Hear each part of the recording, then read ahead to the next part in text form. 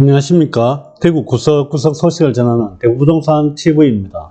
오늘은 신문기사 내용을 한번 살펴보고 그에 따른 내용도 한번 살펴보겠습니다. 2021년 1월 14일자 동아일보 신문기사 내용입니다. 제목이 여당 매도 대신 증여 다주택자 손본다 정부에 할증가세 주문했다는 내용입니다. 구체적인 내용을 한번 살펴보겠습니다. 한국부동산원의 2020년 6월부터 20년 11월 월별 거래 원인별 아파트 거래 현황을 살펴보겠습니다. 전체 거래 원인 중 매매 건수 대비 증여 건수 비중으로 산정했습니다. 내용은 2020년 하반기 6월부터 11월 서울 지역 거래 원인별 아파트 거래 건수 현황입니다. 여기 보시게 되면 매매와 증여 6월에 매매가 11,106, 증여 1,473, 13.3%입니다. 7월에 매매 16,002, 증여 3,362, 21.0%, 8월에 매매 6,880, 증여가 2,768, 40.2%, 9월에는 4,795, 증여 2,843, 59.3%, 10월에 매매 4,320, 증여 2,744, 40.4%입니다. 11월에는 매매 4,725, 증여 2,400, 50.8%입니다. 증여가 6월 비해서 이렇게 계속 늘어나고 있는 상황은 보실 수 있습니다. 전체적인 매매 거래 건수도 많이 지금 현재 줄어 있는 것 같습니다. 자세한 신문기사 내용을 살펴보면 국회 기획재정위원장인 윤우덕 더불어민주당 의원이 13일 다주택자 편법 증여를 막기 위해 증여세, 할증가세 추가 도입 등이 담긴 긴급대책을 정부에 공개 제안했다는 내용입니다. 이 편법 증여라는 게 증여를 하게 된다면 다 편법이라고 본다는 자체가 조금은 무리수 아닌가라는 생각을 듭니다. 윤 의원은 이날 송남기 경제부총리와 변창흠 국토교통부 장관 등의 세금 부담을 회피하기 위한 다주택자들의 편법 증여가 급증하고 있다며 부동산 시장 안정화 추가 대책 긴급 제안서를 전달했다. 한국부동산원에 따르면 지난해 정부의 6.17, 7.10 부동산 대책 발표 이후 서울 지역 매매 대비 증여 건수가 상반기에 17.4%에서 하반기 35.7%로 2배가량 급증했다는 내용입니다. 윤 의원은 다주택자들이 양도세율이 현행 16에서 65%보다 증여세율 10에서 50%가 낮다는 점을 악용해 시장에 매물을 내놓기보단 가족 7인측에 증여하고 있다고 지적했다는 내용입니다. 현행 양도소득세 세율을 보겠습니다. 1,200만원 이하는 6%에서 5억 초과는 42%, 2020년도까지는 5억 초과 이상 무조건 42%였습니다. 하지만 21년도에 10억 초과 부분은 45%로 3% 이렇게 세율을 높여놓은 상태입니다. 양도소득세 부분에 대해서 현재 진행되는 사항을 살펴보겠습니다.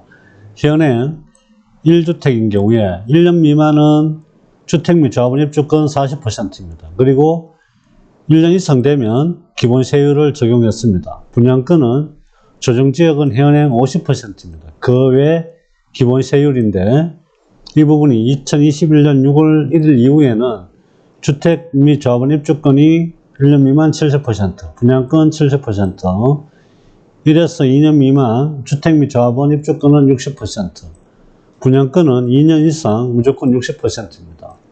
2년 이상인 경우에 주택 및 조합원 입주권은 기본세율, 중과세 부분은 현재 2주택인 경우에 기본세율 플러스 10%, 6월 1일 이후에는 기본세율 플러스 20%, 3주택인 경우 현행 기본세율 플러스 20%, 6월 1일 이후에는 기본세율 플러스 30%가 됩니다.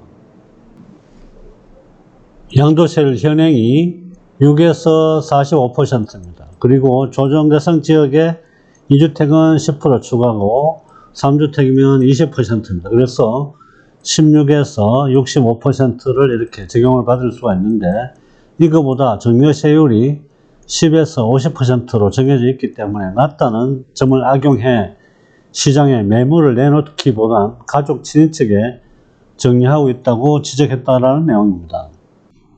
특히 전세 보증금이나 대출을 낀 상태에서 정리하는 부담부 정리로 가세 부담을 회피하고 있다고 밝혔다는 내용입니다.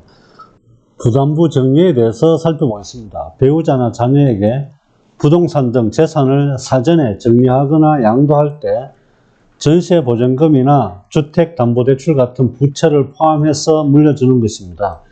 예를 들어서 10억 원 하는 재산이 있습니다. 이 중에 보증금이나 아니면 대출로 이렇게 4억이 잡혀 있다고 가정을 하겠습니다. 그러면 자녀에게 예를 들어서 정리를 한다고 했을 때 10억 전체에 대해서 이렇게 정리가 되는 것이 아니라 4억을 뺀 6억은 정리가 될 것이며 정리세는 자녀가 내게 됩니다. 반면에 이 4억은 자녀가 채무인수인계 형태로 이루어지게 됩니다. 그래서 이 4억에 대해서는 결국은 이 정리를 해주는 분이 양도소득세를 부과를 해야 되는 그런 원리로 이루어집니다. 이게 부담부 정리라고 볼 수가 있습니다. 이에 유니온은 제안서를 통해 조정대상 지역에서 정리한 주택에 대해서는 추가적으로 할증가세를 도입해야 한다고 주장했다. 부담부 정리 시 비과세 혜택을 제한하는 소득세법과 상속 정리세법 개정안을 제시하기도 했다라는 내용입니다. 부부가 2주택 보유 시 각각 1주택이든 1인 2주택이든 동일한 종부세를 부과하도록 입법안도 내놓았다. 1세대 1주택 양도세 비과세 요건도 현행 2년 보유 2년 거주에서 3년 보유 2년 거주로 강화할 것을 주문했다라는 신문기사 내용입니다. 이 부분이 법이 통과된 것은 아닙니다. 하지만 여당 내에서 이런 이야기가 오가고 있다는 것이 조금은 씁쓸한 기분을 들게 하고 있습니다. 오늘 신문기사 내용을 통해서 살펴본다면 부동산 시장을 예측하기가 굉장히 힘듭니다.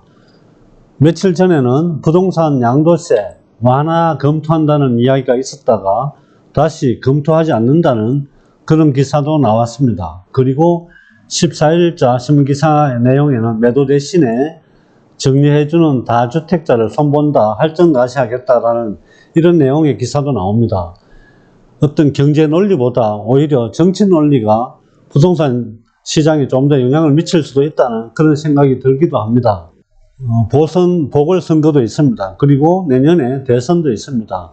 여기에 따라서 아마 양도소득세 완화나 아니면 다른 세율 조정 등의 내용이 나올 가능성도 없지 않아 있습니다. 계속 이어지는 부동산 대책과 여러 가지 시장 상황을 참고해서 신중하게 이렇게 부동산 매도, 매수 전략을 세워가야 될 그런 시점이라고 생각합니다. 오늘은 매도 대신 정리하시는 분들에 대해서 할증가세한다는 내용의 신문기사를 가지고 영상을 찍었습니다.